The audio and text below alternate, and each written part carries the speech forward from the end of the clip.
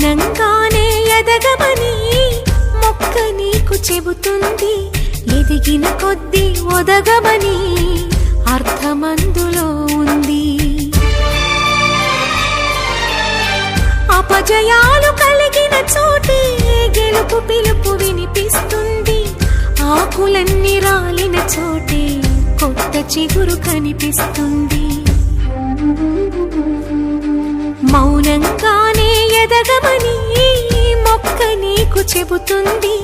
ఎదిగిన కొద్దీ ఒదగమని అర్థమందులో ఉంది. అపజయాలు కలిగిన చోటే గెలుపు పిలుపు వినిపిస్తుంది. ఆకులన్నీ రాలిన చోటే కొత్త చిగురు కనిపిస్తుంది.